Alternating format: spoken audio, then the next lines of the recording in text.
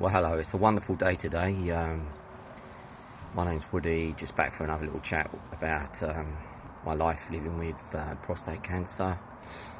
Yeah, it's just a beautiful day. It's been a tough weekend actually. We had a storm, which is called Storm Bertie, which ravished us over the weekend, and just in time, coincidentally, when I was away, when we went away to Chesterton World of Adventures, which if you're not in the UK, it's a theme park with a zoo and rides and things, which was really fabulous. We had a really nice time, stayed over, and for once I didn't succumb to the fatigue of cancer, and had a great time. It really was a great time. But then on the day two, the wind was horrendous, and most of the things started to shut down.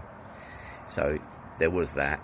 But we had a great time. It's just lovely to spend time with the children and the wife, walking around and laughing and just enjoying ourselves, and making the most of life. Really, I think that's the most important thing I can get out of that. For me, the weather didn't matter. The weather's, as they say, no such thing as bad weather, only bad clothing. Get a nice warm coat on and a hat and gloves, and it was great. And it was just nice. It was a really, really nice atmosphere. It was very Christmassy, and it meant a lot. It really meant a lot for me to get out there and actually do something. I feel recently I've been working a lot and not really had a lot of space to enjoy my family because of the weekends I've just been shattered. So this weekend I was really hoping that it wouldn't beat me up, and I'm lucky it didn't. I managed to get around quite well, did quite a lot of walking, and just enjoyed it really. Anyway, there's been some things that have happened in my journey I want to share. I think the last time I spoke to you, my PSA level had gone down. So on Friday last week, I had another PSA test. Okay, I don't know the result of it. Should find out either tomorrow or the next day. And I've kind of just got very blasé about it really, because I remember when this first started that I was literally hanging on to the phone to find out results of scans and blood tests. And now I've really adopted this sort of attitude of what will be, and it's never done me any good anyway. So the worry is a huge problem with scans and tests and stuff, and it won't change anything. So I'll get a phone call tomorrow at some point. If I don't, I won't worry about it, because I'm not going to change anything, and I'm not going to make myself upset over it. So there will be at some point an update with the PSA. Then I had a meeting with the radiologist last week, which was also on Friday, which seemed to have gone really well. I don't think there was anything really negative in that meeting. I think she thinks that everything that's happened to me has probably been the best case scenario so far. My pain levels have gone up 1 or 2 notches, there's no doubt about that. Pain in my hips, my right hip, my right knee, all that stuff. It's where the nerve is pinched and has been damaged, and I think that's got worse, but I think the radiation has probably stirred all that up, and I think it was something that probably was expected to happen anyway. But it's not too bad. It's bearable. I'm on enough drugs to calm it down a bit, so it's not stopping me doing stuff, but I do notice it. But the other side effects have started to drift off now. I had a couple of nasty side effects. they are starting to get better. And she was really positive about the whole thing. The only real thing is that until I get results back from the PSA, and then of course I'll have a round of different types of scans, only then will I really know whether the radiation was successful. And she said to me it was a lot of radiation. It was a big dose of radiation for someone. So those kind of side effects that I had were I probably got away with it a little bit lighter than maybe I could have done. And another benefit that's I don't know whether this is a coincidence, whether this is just purely because it's just run its ground, but the hot sweats, which I've had for years, well, not years, but yeah, good 3 years, seem to be going. And it makes a huge difference. It really does, because I never thought I'd ever finish with those. I thought that would just stay with me forever.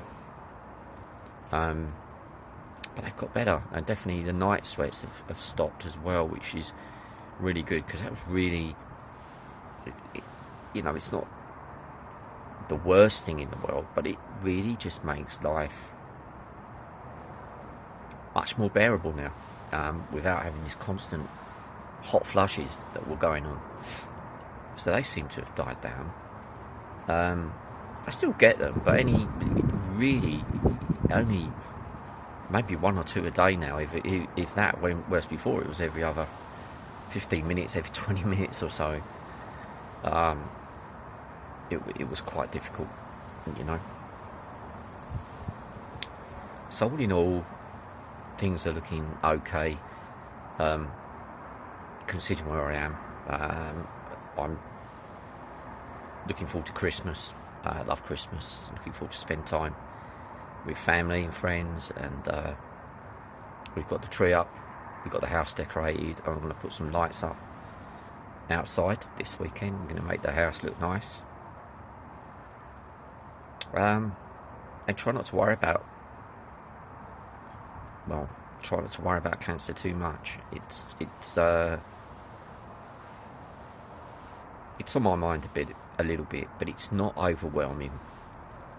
And I would say for anyone that even if it's the beginning of your journey, try not to let it take over your life. Try not to, I can't say don't stress, because cancer's a stressful situation. There's no, stress and cancer seem to be connected, don't they? What I will say is things will never be normally as bad as you think they're going to be. That's one thing I've learned. I've learned not to worry about constant monthly results. It's just no point. And scans take a long time to come back in the UK. They can take a couple of months sometimes, and you don't want to waste a couple of months of your life, precious, valuable time, worrying about a scan result that could take weeks to come back. It's just get on with it and try and make the most of life. I think that's the only thing you can do. I certainly am. I'm certainly going to look forward to Christmas, and I'm looking forward to the new year as well. Not wishing my life away, but it's nice to have little goals and little bits of ambition to do stuff. I think next year I'm going to make a few New Year's resolutions, and I'm certainly going to start looking at trying to get myself a bit fitter, perhaps doing a little bit more walking. I have given up a lot of the times to walking, to the fatigue. Working and walking just didn't seem to go too good for me. So I'm going to try my best to overcome that. And I look at so many people that are suffering from cancer, that are doing marathons and running, and I look at them, I think, wow, how do you do that, guys? I'm just full of admiration for anyone that gets up and does stuff like that. I've done a few walks, but nothing like some people are doing, walking up mountains and just proves that we just can't be held back. So it's inspirational for me to read those things. So yeah, I'm going to look at some things that I'm going to change my diet. I'm going to really go for my diet. The other thing I've got is osteoporosis, which I don't talk about much, but I think I'm starting to get some grief with that too. And sometimes this can just seem like one never-ending nightmare, where everything that you know, it's like robbing Peter to pay Paul all the time. Every single tablet you take has a side effect that does something else to you. I think that's just the way the cookie crumbles with this illness. The stuff that keeps you alive also tends to harm you as well. So I'm going to look at ways of doing stuff that will help the osteoporosis, because I can definitely feeling the knees and the ankles or whatever. We're starting to get an effect of that. So that'll be hopefully something I can share next year. Who knows where this is going to go, how long. Like I said, I've had 3 years, stage 4 cancer. I feel pretty good, and my message is for anyone that's just starting on this journey is just don't get yourself so down about it you feel it that you're going to die next week or anything, or next month. There are so many good things going on in the medical world at the moment that will help you, and I think that if you can keep your mind strong, the mind is the most powerful weapon you have. All those tablets you put inside you, all those injections only work if your mindset's right. Your mind has got to believe that everything you're doing is working. You don't want to take tablets and just think, oh, these aren't going to work. You've got to believe fully, almost like a placebo effect. But I think there is something in that that works. So I keep believing. I keep rocking on. So I'll be back again. Maybe I will be back in a couple of weeks. I have some more news, and if I think of something very interesting to talk about, or something that might help people, then I'll come back. But in the meantime, yeah, just keep positive as much as you can. Okay, see you later, bye.